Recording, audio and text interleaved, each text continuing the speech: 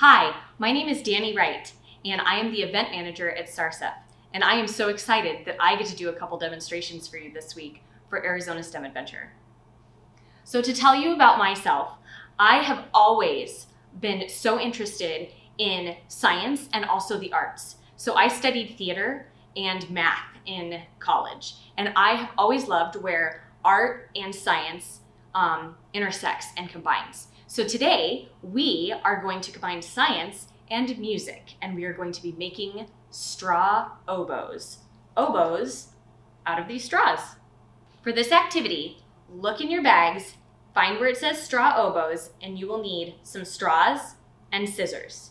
That's all you'll need for this. So what we're going to do is we are going to cut an upside down V. We're going to cut a point in this straw. So what you do is squish it, smash it, so it's flat. And then take your scissors, carefully. I have some big sharp scissors here. And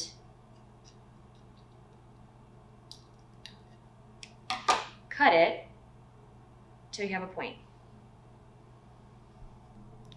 Okay, so we have it flat here, and we're going to cut it into a point. So make 2 cuts until you get a nice point there. Okay, there you have it. Your oboe is done. So oboes have what's called a double reed. So the point here is going to act like that reed. So just blow on it. And it's kind of takes some practice, just like playing the oboe. Sometimes it sounds a little squeaky.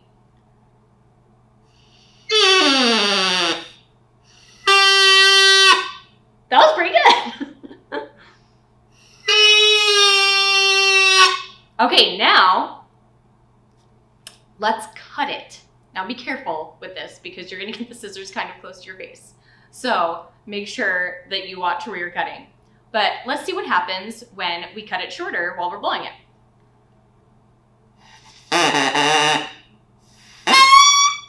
Hold on, let's get a good sound.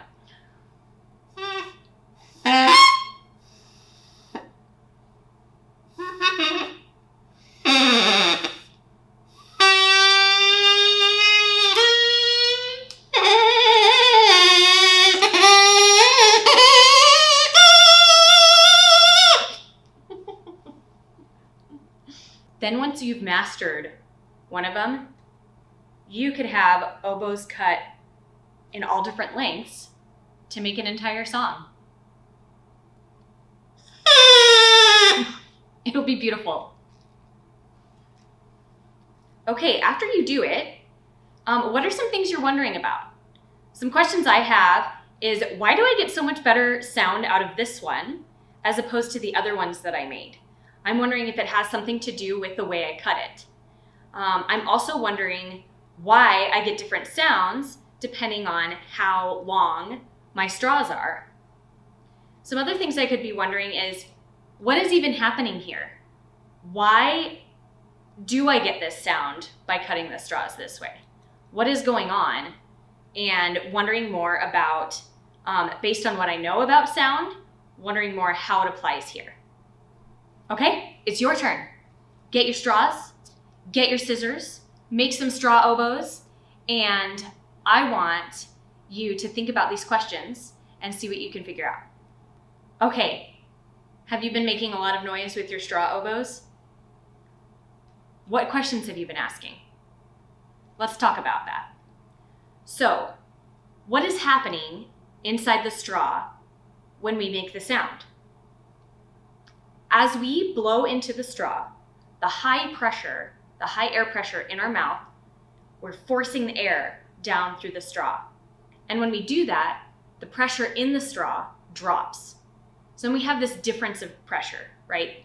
That high pressure on the outside of the straw and the low pressure on the inside of the straw. That then makes our reed close. Well, when it closes, the pressure inside the straw builds up and forces it back open again.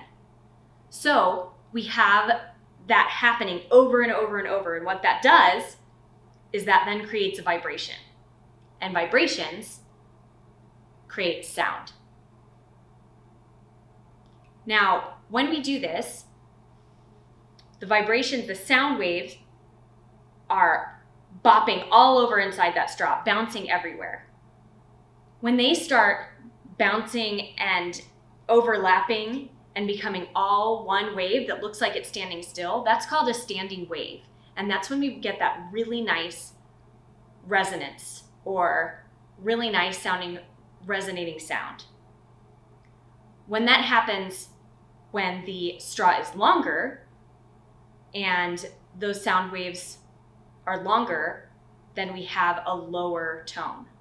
Whereas when we cut it and it's much higher, then we have a higher tone. What other things did you discover? I'm learning a lot about how sound waves move through the air and what that means for the sounds that we hear. Have fun experimenting more with your straw oboes. Bye.